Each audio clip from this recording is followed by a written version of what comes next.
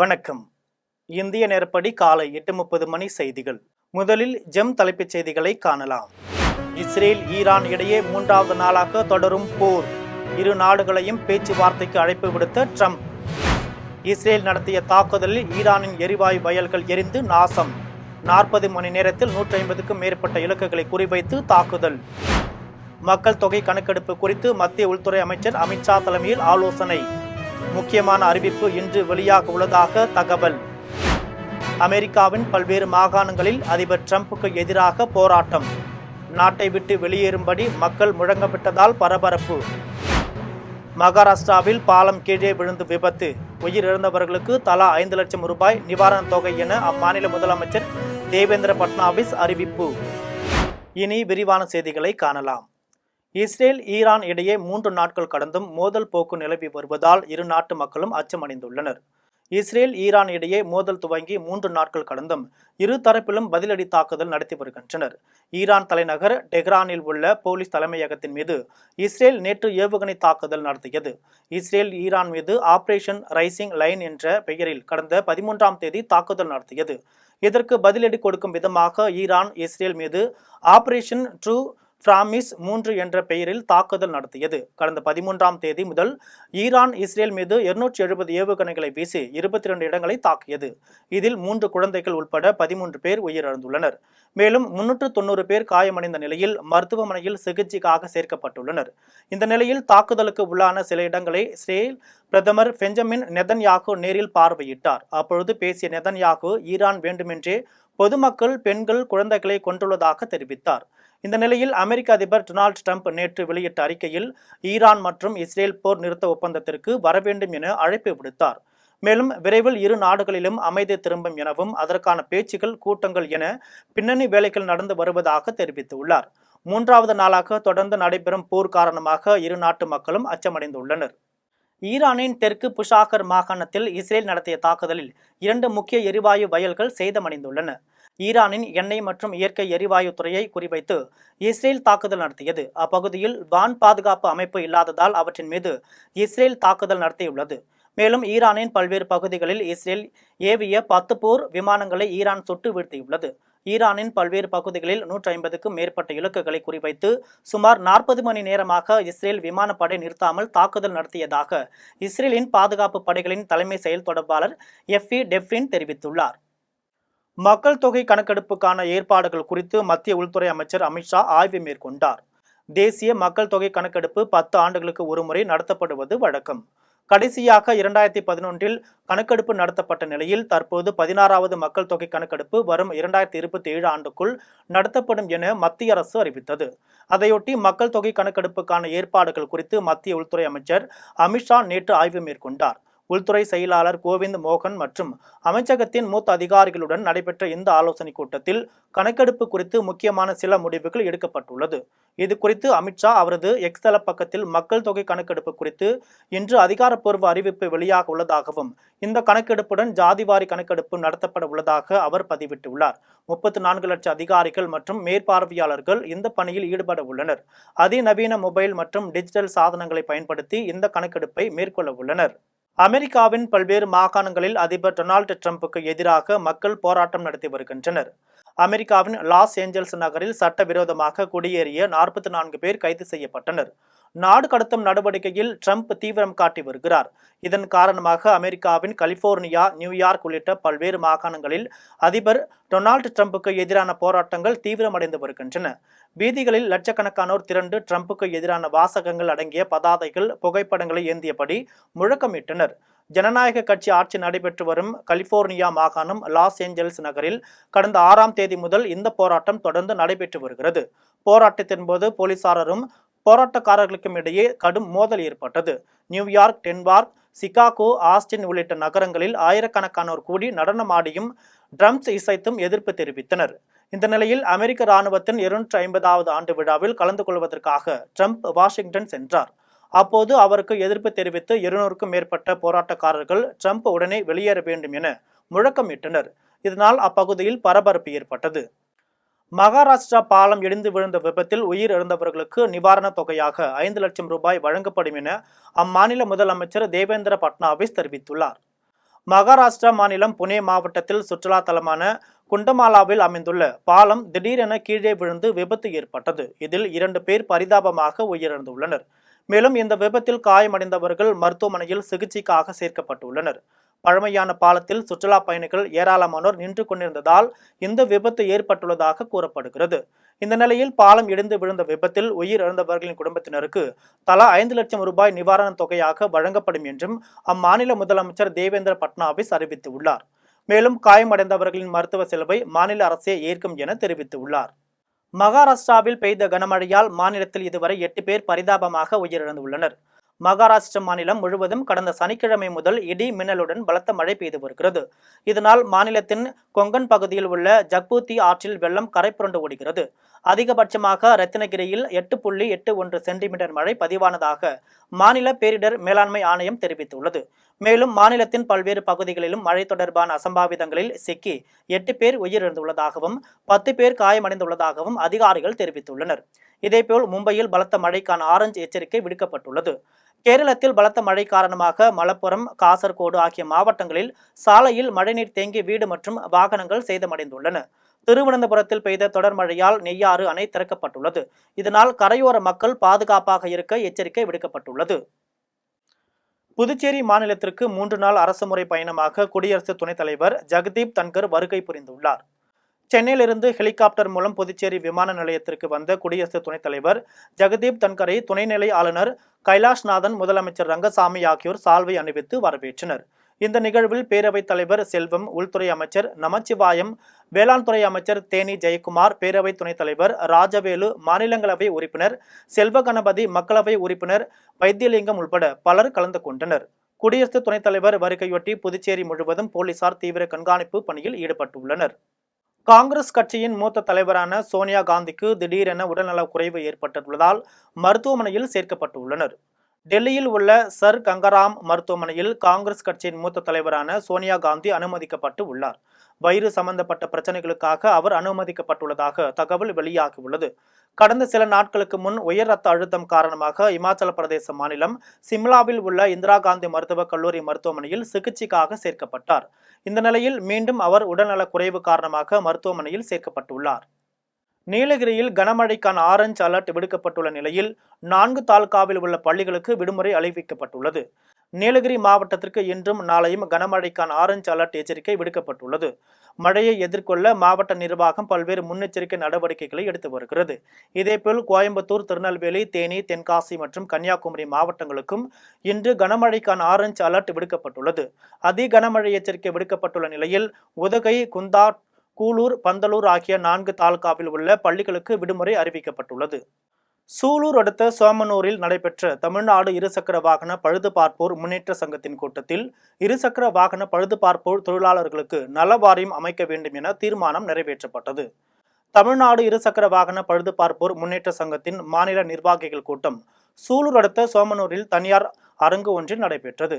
கூட்டத்திற்கு மாநில தலைவர் குழந்தைவேலு தலைமை தாங்கினார். மாநில செயலாளர் சண்முகம், பொருளாளர் திருநாவுக்கரசு மற்றும் கிருஷ்ணசாமி ஆகியோர் முன்னிலை வகித்தனர்.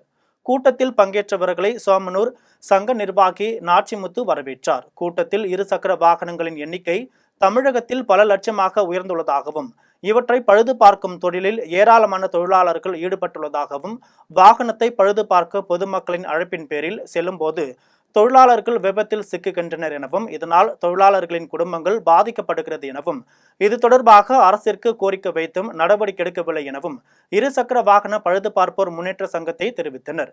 மேலும் தமிழ்நாடு இருசக்கர வாகன பழுது பார்ப்போர் தொழிலாளர்களுக்கு நல வாரியம் அமைக்க வேண்டும், விபத்துகளில் பாதிக்கப்படும் தொழிலாளர் மற்றும் அவர்களது குடும்பங்களுக்கு இழப்பீடு வழங்கி பாதுகாப்பு அளிக்க வேண்டும் என்பன உள்ளிட்ட பல்வேறு கோரிக்கைகள் தீர்மானமாக நிறைவேற்றப்பட்டது.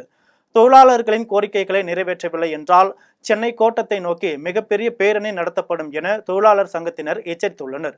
கூட்டத்தில் 100க்கும் மேற்பட்ட இருசக்கர வாகன பழுது பார்க்கும் தொழிலாளர்கள் கலந்து கொண்டனர். எங்களுக்கு ஏற்படுத்தி கொடுத்து எங்களோட தொழிலை மேம்படுத்துறதுக்கு அரசு உதவியா இருக்கணுங்கிறது எங்களோட முக்கியமான கோரிக்கையை இன்னைக்கு தீர்மானம் நிறைவேற்றிருக்கோம். இதை தமிழ்நாடு அரசு முதலமைச்சர் திரு ஸ்டாலின் அவர்கள் செய்து கொடுப்பாருங்கிற நம்பிக்கை எங்களுக்கு இருக்கு. இந்த அடிப்படையில தான் இன்னைக்கு இந்த கூட்டம் நடத்திட்டு இருக்கு.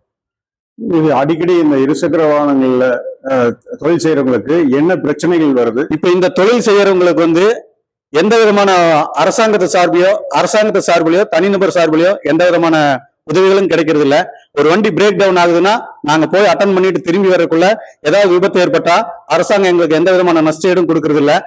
அந்த சமயத்துல ஒரு ஏழ்மையான குடும்பமா இருந்தா அந்த குடும்பம் அதோட நசுங்கி போயிருது. அதுக்கு அரசாங்கம் உரிய நடவடிக்கை எடுத்து எங்களுக்கு நஷ்ட ஈடு கொடுக்கிற பாதிப்புக்கு உண்டான நஷ்ட ஈடு கொடுக்கறதுக்கு அரசாங்கம் முழு தீவிரமா ஈடுபடணும். சர்வதேச கராத்தே தினத்தை முன்னிட்டு கோவையில் நடைபெற்ற விழிப்புணர்வு பேரணியில் மாணவ மாணவிகள் பங்கேற்று தற்காப்பு கலையின் அவசியம் குறித்து பொதுமக்களிடையே விழிப்புணர்வு ஏற்படுத்தினர். உலகம் முழுவதும் ஜூன் 17ஆம் தேதி சர்வதேச கராத்தே தினமாக கொண்டாடப்படுகிறது. இந்த நிலையில் கோவையில் சர்வதேச கராத்தே தினத்தை முன்னிட்டு தி கோல்டன் ஸ்டார்ஸ் அகாடமி சார்பில் பள்ளி மாணவ மாணவிகள் கராத்தே உடையான வெண்மை ஆடை அணிந்து ஊர்வலமாக சென்றனர். தெலுங்குபாளையம் பென்சில் கிட்ஸ் மழலையர் பள்ளி வளாகம் முன்பு துவங்கிய பேரணியை பள்ளி முதல்வர் ஷாலினி துவக்கி வைத்தார். பேரணியில் கராத்தே பயிற்சியாளர் சதீஷ் பேசினார். அப்போது தற்காப்பு கலை கற்பதால் மாணவர்களின் நினைவாற்றல் அதிகரிப்பதுடன் ஒரு செயலில் முழுமையாக ஈடுபட முடிகிறது எனவும், மாநில தேசிய சர்வதேச போட்டிகள் சாதிக்கும் மாணவ மாணவிகளுக்கு கல்வி வேலை வாய்ப்புகள் அதிகரிப்பதாக தெரிவித்தார். பேரணியின் இறுதியில் கராத்தே விளையாட்டின் சில கலைகளை மாணவர்கள் பொதுமக்கள் முன்பாக செய்து காண்பித்தனர். இதனை பொதுமக்கள் ஆர்வத்துடன் பார்வையிட்டு வியந்தனர். அனைவருக்கும் வணக்கம். என்னோட பெயர் சதீஷ், தி கோல்டன் ஸ்டார்ஸ் அகாடமியுடைய ஃபவுண்டர் அண்ட் சீஃப் ட்ரெயினர். இன்னைக்கு என்ன நிகழ்வு பார்த்துட்டீங்க அப்படின்னா, இன்டர்நேஷனல் வேர்ல்டு கராத்தே டே, அதாவது சர்வதேச கராத்தே தினம். இந்த சர்வதேச கராத்தே தினம் செலிப்ரேட் பண்ற விதமா தெலுங்குபாளையம் பென்சில் கிட் ஸ்கூலும் நம்மளுடைய தி கோல்டன் ஸ்டார்ஸ் அகாடமியும் சேர்ந்து பொதுமக்களுக்கும் பள்ளி மாணவர்களுக்கும் விழிப்புணர்வு ஏற்படுத்தும் விதமாக ஒரு மாபெரும் பேரணி நடத்தியிருக்கோம், ஒரு ரேலி நடத்திட்டு இருக்கோம். எதுக்காக இந்த ரேலி பார்த்துட்டீங்க அப்படின்னா, இன்றைய காலகட்டத்தில் இன்றைய சூழ்நிலையில பார்த்துட்டீங்க அப்படின்னா ஸ்கூல் ஸ்டூடெண்ட்ஸுக்கும் பப்ளிக்கும் உமனுக்கும் செல்ஃப் டிஃபென்ஸ் ரொம்ப முக்கியமா இருக்கு.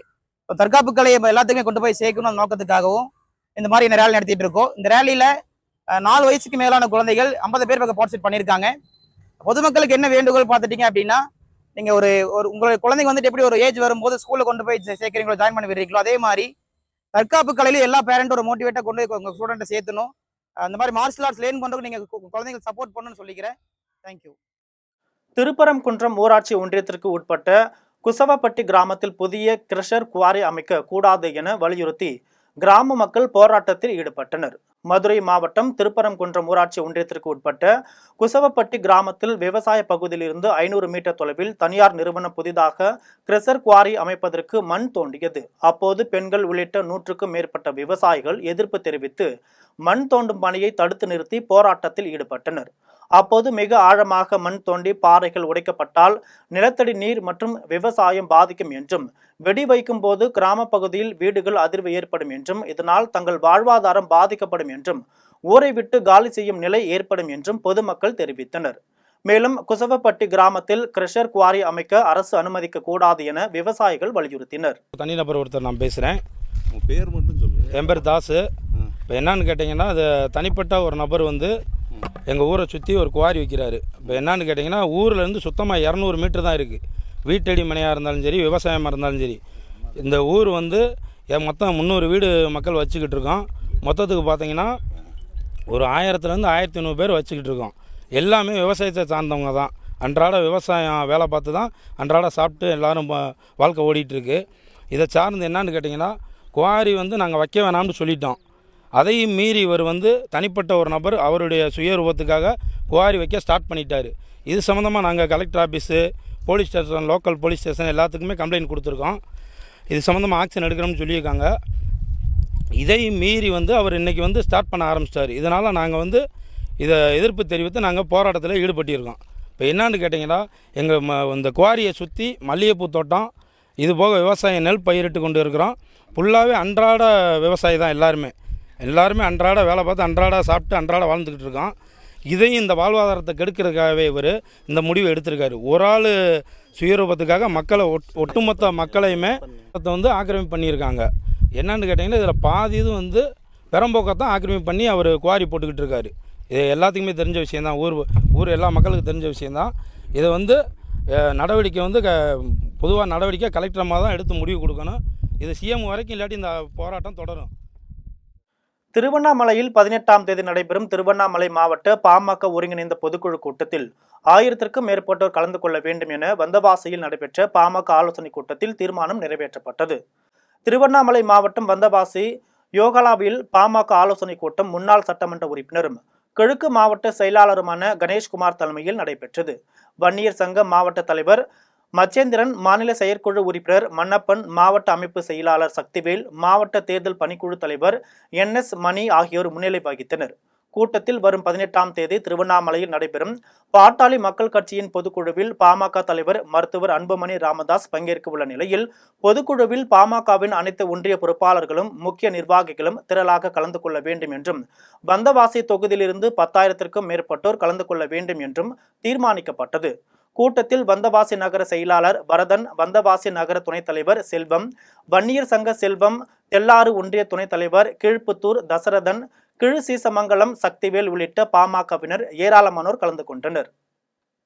வலிமையாக யார் இல்லாமல் இருக்கிறார்களோ அவர்கள் மதத்தை பயன்படுத்தி ஏதாவது ஒரு இடத்தை கண்டுபிடித்து விட முடியும் என தொடர்ந்து தேடிக்கொண்டிருக்கிறார்கள் என்று தூத்துக்குடியில் நாடாளுமன்ற உறுப்பினர் கனிமொழி தெரிவித்தார். தூத்துக்குடி மாவட்ட விளையாட்டு அரங்கத்தில் அமைக்கப்பட்டுள்ள நவீன உடற்பயிற்சி கூடத்தை தூத்துக்குடி நாடாளுமன்ற உறுப்பினரும் திமுக துணை பொதுச் செயலாளருமான கனிமொழி திறந்து வைத்தார். நிகழ்ச்சியில் அமைச்சர் கீதா ஜீவன், மேயர் ஜெகன் பெரியசாமி உள்ளிட்டோர் கலந்து கொண்டனர்.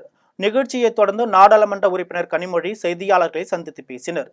அப்போது வலிமையாக இல்லாமல் யார் இருக்கிறார்களோ அவர்கள் மதத்தை பயன்படுத்தி ஏதாவது ஒரு இடத்தை பிடிப்பதை விட முடியுமா என தொடர்ந்து தேடிக்கொண்டிருக்கிறார்கள் என்றும் அதை நிறைய பேர் செயலை செய்ய பார்த்து கொண்டிருக்கிறோம் என்றும் அடையாளங்களை காண்பதற்காக அவர்கள் கோயில்களை பயன்படுத்திக் கொள்கிறார்கள், மதத்தை பயன்படுத்திக் கொள்கிறார்கள் என்று நாடாளுமன்ற உறுப்பினர் கனிமொழி தெரிவித்தார். நாடாளுமன்ற குழுக்கள் 7 குழுக்கள் பல நாடுகளுக்கு 30 நாடுகளுக்கு மேல் உலகம் முழுவதும் அனுப்பப்பட்டு அங்கிருக்கக்கூடிய பாராளுமன்ற உறுப்பினர்கள், அமைச்சர்கள், திங்க் டேங்க்ஸ் என்று அழைக்கப்படக்கூடிய சிந்தனையாளர்கள், பத்திரிகை துறையை சார்ந்தவர்கள் இவர்களை எல்லாம் சந்தித்து இந்தியாவின் நிலைப்பாட்டை, நமக்கு ஏற்பட்டிருக்கக்கூடிய பாதிப்பை, பாகிஸ்தானிலிருந்து தொடர்ந்து தீவிரவாத தாக்குதலுக்கு ஆளாக்கப்பட்டு பாதிக்கப்படக்கூடிய இந்திய நாட்டின் மக்களுடைய நிலை, இதையெல்லாம் எடுத்து கூறுவதற்காக அனுப்பப்பட்டிருந்தோம். அகமதாபாத்தில் விமான விபத்தில் உயிரிழந்தவர்களுக்கு வேலூரில் நேதாஜி தேசபக்தர்கள் அமைப்பினர் மோர்த்தி தீபம் ஏற்றி அஞ்சலி செலுத்தினர். குஜராத் மாநிலம் அகமதாபாத்தில் விமான விபத்தில் இந்தியர்கள் மற்றும் அயல் நாட்டினை சேர்ந்தவர்கள் மற்றும் மருத்துவக் கல்லூரி விடுதியில் இருந்தவர்கள் என மொத்தம் 270 பேர் உயிரிழந்தனர். இவர்களின் ஆன்மா சாந்தியடைய வேலூர் பழைய பேருந்து நிலையத்தில் உள்ள திருவள்ளூர் சிலை அருகே வேலூர் நேதாஜி தேசபக்தி அமைப்பு சார்பில் 30க்கும் மேற்பட்டோர் மோட்ச தீபம் ஏற்றி தீபாராதனை செய்து மலர் தூவி மௌன அஞ்சலி செலுத்தினர். திண்டுக்கல் கிழக்கு மாவட்ட பாரதிய ஜனதா கட்சியின் சார்பில் மத்திய அரசின் 11 ஆண்டுகால சாதனைகளை விளக்கும் கண்காட்சி நடைபெற்றது. மத்திய அரசின் 11 ஆண்டுகால சாதனைகளை விளக்கும் கண்காட்சிக்கு திண்டுக்கல் கிழக்கு மாவட்ட பாரதிய ஜனதா கட்சியின் சார்பில் நடைபெற்றது. நிகழ்ச்சிக்கு கிழக்கு மாவட்ட பாஜக தலைவர் முத்துராமலிங்கம் தலைமை தாங்கினார். நிகழ்ச்சியில் சிறப்பு அழைப்பாளராக பாஜக மாநில பொதுச் செயலாளரும் பேராசிரியருமான ராம சீனிவாசன் கலந்து கொண்டு மத்திய அரசின் 11 ஆண்டுகால சாதனைகள் குறித்த கண்காட்சியை பார்வையிட்டார். இதில் மேற்கு மாவட்ட தலைவர் ஜெயராமன், மாவட்ட செயலாளர்கள் செந்தில்குமார், கார்த்திகைசாமி, தமிழ்வாணன், பாஸ்கர் உள்பட ஏராளமானோர் கலந்து கொண்டனர். கோவை அடுத்த தீத்திப்பாளையத்தில் வீட்டில் நீர் வெளியேறுவதற்காக பொருத்தப்பட்டிருந்த அலுமினிய சீட்டில் மின்சாரம் கசிந்திருந்ததை அறியாமல் அலுமினிய சீட்டை தொட்ட இருவர் உயிரிழந்த சம்பவம் அப்பகுதியில் பெரும் சோகத்தை ஏற்படுத்தியது. கோவை பேரூர் அடுத்த தீத்திப்பாளையத்தில் விக்னேஸ்வரன் என்பவர் தனது குடும்பத்துடன் வசித்து வருகிறார். மழையின் காரணமாக தனது வீட்டின் பின்புறத்தில் செல்போனில் பேசிக் கொண்டிருந்தார். இவரது வீடு முழுவதும் சிமெண்ட் கூரையால் மூடப்பட்டு நீர் வெளியேற அலுமினிய சீட் பொருத்தப்பட்டிருந்தது. மழையின் காரணமாக அலுமினிய சீட்டில் மின்சாரம் பாய்ந்ததை அறியாத விக்னேஸ்வரன் அலுமினிய சீட்டை தொட்டதில் மின்சாரம் பாய்ந்து மயங்கி விழுந்தார்.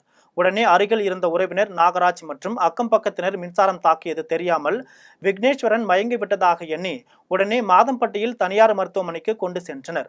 அங்கு அவரை பரிசோதித்த மருத்துவர்கள் அவர் ஏற்கனவே இறந்து விட்டதாக தெரிவித்தனர். இது குறித்து உறவினர் நாகராஜ் மற்றவர்களிடம் பேசிக் கொண்டிருக்கும் போது அதே சிமெண்ட் சீட்டை தொட்டதால் அவரும் மின்சாரம் பாய்ந்து சம்பவ இடத்திலேயே பரிதாபமாக உயிரிழந்தார். அதன் பின்னர் தான் அங்கிருந்தவர்களுக்கு வீட்டில் மின்சாரம் பாய்ந்துள்ளது தெரிய வந்தது. இது குறித்து தகவல் அறிந்து சம்பவ இடத்திற்கு வந்த பேரூர் காவல்துறையினர் வழக்கு பதிவு செய்து விசாரணை மேற்கொண்டனர்.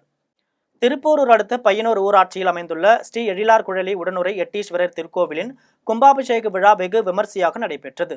செங்கல்பட்டு மாவட்டம் திருப்போரூர் அடுத்த பையனூர் ஊராட்சியில் அமைந்துள்ள ஸ்ரீ எழிலார் குழலி உடனுறை எட்டீஸ்வரர் திருக்கோவில் மற்றும் விமான மண்டபம், கொடிமரம் ஆகியவற்றிற்கு கும்பாபிஷேக விழா சிறப்பாக நடைபெற்றது. விழாவின் முன்னதாக விநாயகர் பூஜை, கோ பூஜை உள்ளிட்ட சிறப்பு பூஜைகளுடன் யாக வேள்விகள் நடைபெற்றது. அதன் பின்னர் யாகத்தில் பூஜிக்கப்பட்ட புனித நீரை சிவாச்சாரியர்கள் மேலத்தாள வாத்தியங்களுடன் கோவிலின் கோபுரத்திற்கு எடுத்து சென்று கலசத்தின் மீது ஊற்றி கும்பாபிஷேகத்தை சிறப்பாக நடத்தினர்.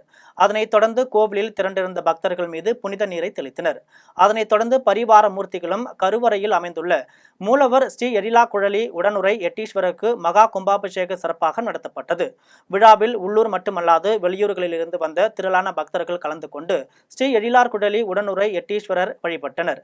விழாவில் பங்கேற்ற பக்தர்களுக்கு அன்னதானம் வழங்கப்பட்டது. மீண்டும் ஜெம் தலைப்புச் செய்திகள். இஸ்ரேல், ஈரான் இடையே 3வது நாளாக தொடரும் போர். இரு நாடுகளையும் பேச்சுவார்த்தைக்கு அழைப்பு விடுத்த ட்ரம்ப்.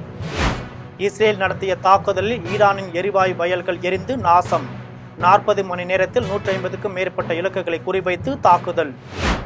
மக்கள் தொகை கணக்கெடுப்பு குறித்து மத்திய உள்துறை அமைச்சர் அமித்ஷா தலைமையில் ஆலோசனை. முக்கியமான அறிவிப்பு இன்று வெளியாக உள்ளதாக தகவல். அமெரிக்காவின் பல்வேறு மாகாணங்களில் அதிபர் டிரம்புக்கு எதிராக போராட்டம். நாட்டை விட்டு வெளியேறும்படி மக்கள் முழங்கப்பட்டதால் பரபரப்பு. மகாராஷ்டிராவில் பாலம் கீழே விழுந்து விபத்து. உயிரிழந்தவர்களுக்கு தலா 5 லட்சம் ரூபாய் நிவாரணத் தொகை என அம்மாநில முதலமைச்சர் தேவேந்திர பட்னாவிஸ் அறிவிப்பு. இத்துடன் ஜெம் செய்திகள் நிறைவடைகின்றன. மீண்டும் ஜெம் செய்திகள் மதியம் 1:30 மணிக்கு. உடனுக்குடன் செய்திகளை காண GemLive.tv என்ற இணையதளத்தில் இணைந்திருங்கள். நன்றி, வணக்கம்.